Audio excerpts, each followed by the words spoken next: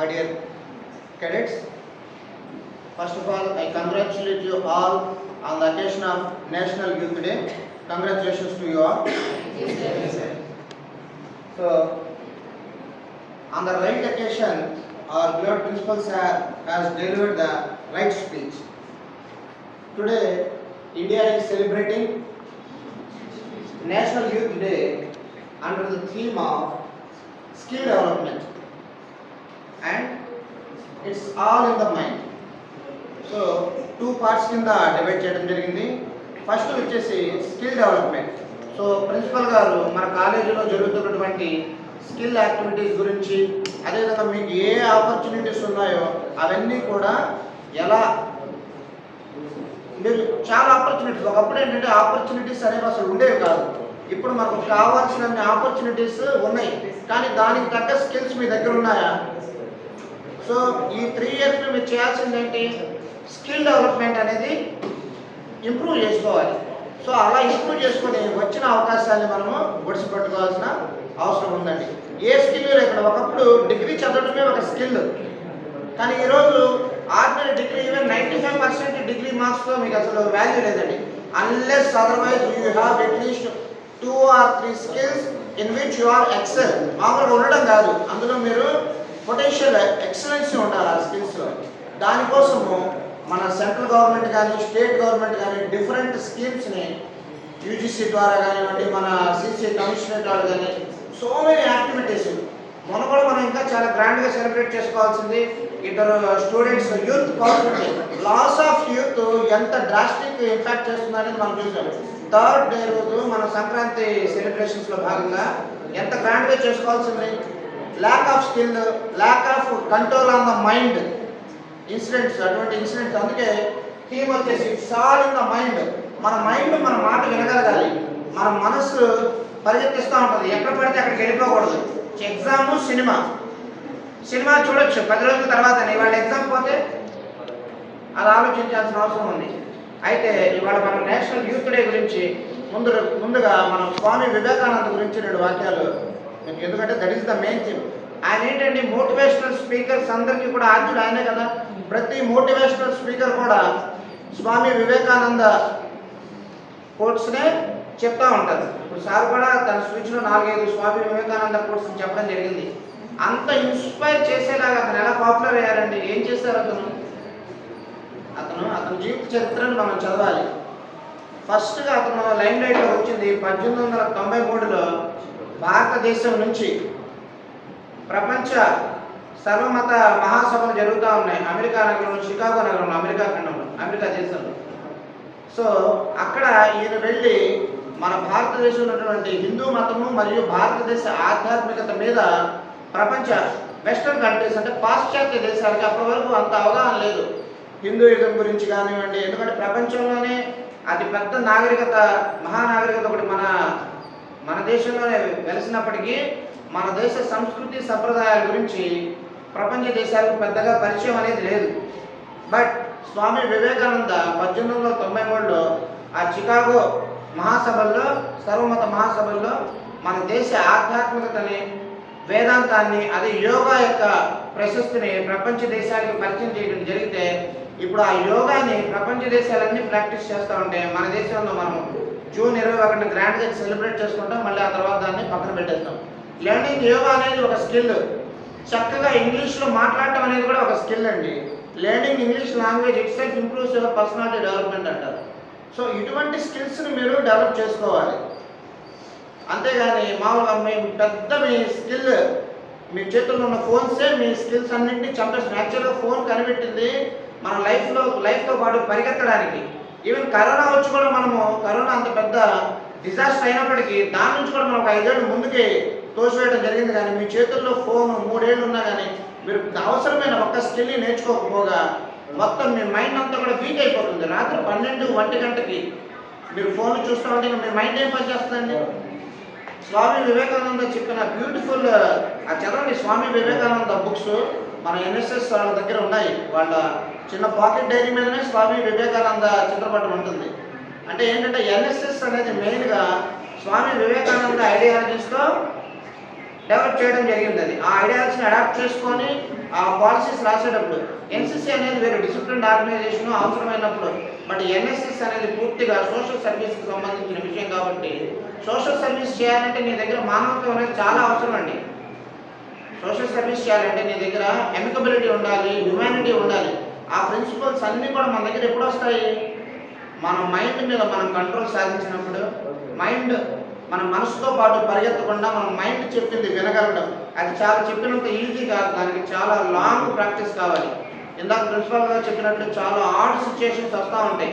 మనం భయపడిపోవటము, చెదిరిపోవడం చూస్తూ ఉంటాం. చాలామంది పిల్లలు సూసైడ్ చేసుకుంటూ ఉంటారు. ఏదో 10th క్లాస్ తప్పినందుకు, ఇంటర్మీడియట్ తప్పినందుకు. Those are not important in our life. అవన్నీ ఎప్పుడు చేయగలుగుతాం? మనం మైండ్ మీద మనం నియంత్రణ సాధించినప్పుడు మాత్రమే మనము సక్సెస్ కాగలుగుతాము. గుర్తుపెట్టుకోండి, ప్రతి ఒక్క విద్యార్థి కూడా తన విద్యార్థి జీవితంలో ఖచ్చితంగా ఈ 3 ఏళ్ళ డిగ్రీ అయ్యి మీరు బయటకి, మ్యాక్సిమం అందరూ ఫస్ట్ ఇయర్కి వెళ్ళలే కదా, ఖచ్చితంగా మీరు ఈ కాలేజీ నుంచి బయటకు వెళ్ళేటప్పుడు అట్లీస్ట్ 3-4 స్కిల్స్. ఏమిటా స్కిల్స్? సెట్ ఆఫ్ స్కిల్స్ ఏంటి? చాలా స్కిల్స్ ఉన్నాయి. స్పోర్ట్స్ స్కిల్స్ ఉంటాయి, కల్చరల్ స్కిల్స్ ఉంటాయి, లాంగ్వేజ్ స్కిల్స్ ఉంటాయి, లేదా టెక్నికల్ స్కిల్స్ ఉంటాయి.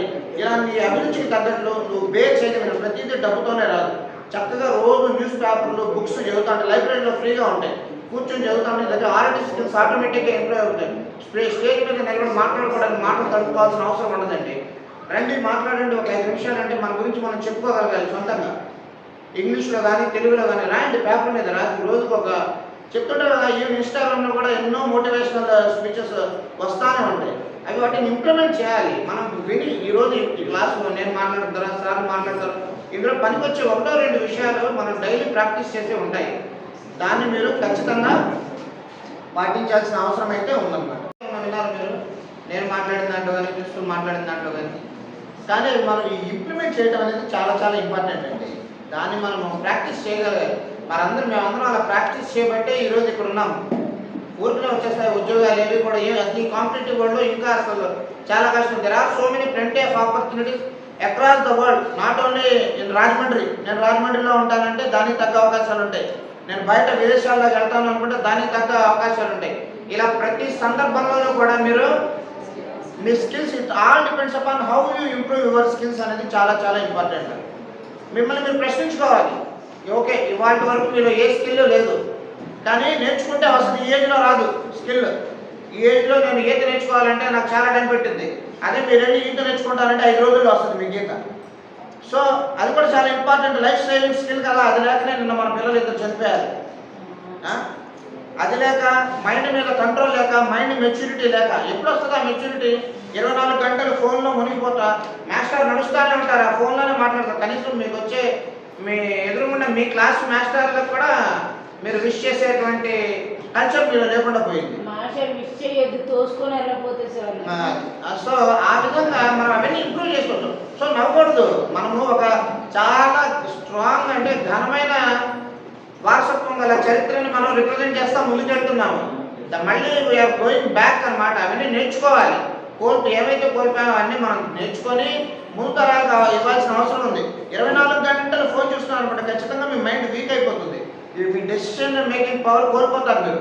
Creative thinking, critical thinking, capabilities అన్నీ కూడా లాస్ అయిపోతాం. మనకు ఫోన్ ఎంతవరకు వాడాలి అంతవరకే వాడి దాని నుంచి తీసుకొని దాన్ని పక్కన పడేయాలి. అంతే తప్పించి 24 ఏమంటే మైండ్కి ప్రీతిమైన స్ట్రెస్ ఇస్తున్నామండి మనం ఫోన్ వాడుతున్నామన్నా. దాన్ని అవాయిడ్ చేయాలి. Phone is the real time వేస్టర్ in this present situation. దాన్ని ఎలా వాడాలనేది తెలియటమే నీ మైండ్ కంట్రోల్ అనమాట, నీ మైండ్. సో ఫస్ట్ ఏంటంటే మనము ఒకటి ఫిజికల్ ఫిట్నెస్ మోస్ట్ ఇంపార్టెంట్. రెండోది వచ్చేసి మన మెంటల్. అందుకే Swami Vivekananda even though he went to give religious speech at Chicago, but అతను అంటారు, నాకు నా పిల్లలు గుళ్ళల్లో మసీదుల్లో ఉండే కన్నా కూడా వ్యాయామశాలల్లో, క్రీడా స్థలాల్లో ఉంటేనే నాకు చాలా ఆనందం అంటారు. ఆయన అట్ ద ఏజ్ ఆఫ్ 39 చాలా యంగ్ ఏజ్లో చనిపోయారు స్వామి వివేకానంద. ఇంకా ఉండుంటే ఇంకా ఎన్ని వండర్స్ జరిగేవాళ్ళు. ఆయన యంగ్ ఏజ్లో నిజంగా మీరు ఈ టైంలో మేమైతే చదివాను యూనివర్సిటీలో డిగ్రీలో ఉన్నప్పుడు చాలా తక్కువగా దొరుకుతాయి ఆ పుస్తకాలు. మోటివేషనల్ స్పీచెస్ ఉన్న స్వామి వివేకానంద పుస్తకాలు చాలా చాలా తక్కువ చదివాయి. ఏం పుస్తకం మేడం అది? మనకు యువత మేలుకో నీలోని శక్తిని తెలుసుకునే ఒక బుక్ ఉంటుందండి. అది ఎంత అద్భుతమైన బుక్ అంటే చదివారు ఎవరన్నా మీరు? ఒక్కరు కూడా చదవలేదు. బట్ మీ ఏజ్లో మేమందరం కూడా ఇక్కడ ఉన్న వాళ్ళందరం కూడా బుక్స్ కనీసం 5-6 పుస్తకాలు అయితే చదువున్నామండి. మీ ఏజ్ ఆఫ్ రాజమండ్రి లాంటి పెద్ద సిటీలో ఉండి పక్కనే రామకృష్ణ మఠాన్ని పెట్టుకొని మీరు దానికి రిలీజన్తో పర్లేదండి, సరదాగా వెళ్ళటము, వెళ్ళి బుక్ తీసుకొని వచ్చి మనం కొనుక్కోండి. 20 రూపాయలు 30 రూపాయలు మనం ఒక పూట జస్ట్ ఒక ఐస్ క్రీమ్ తిన్నంత ఖర్చు కాదు ఆ పుస్తకాలు సరిగ్గా 10 రూపాయలు. మనస్సును నియంత్రించడం ఎలా అని అలాంటి పుస్తకాలు చాలా ఉన్నాయి.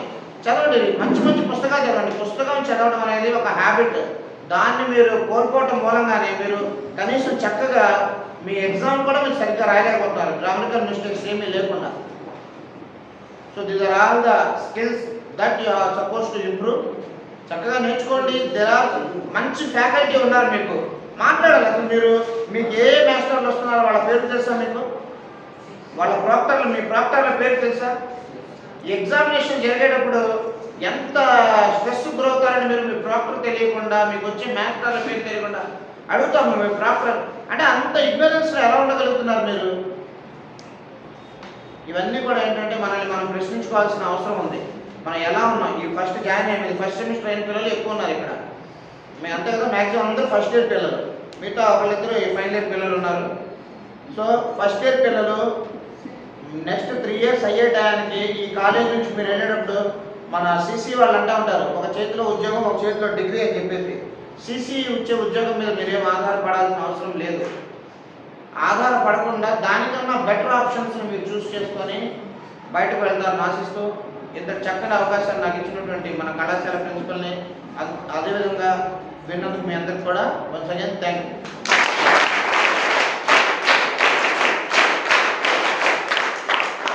Thanks for watching. For more videos, subscribe Arts College Rajahmundry YouTube channel.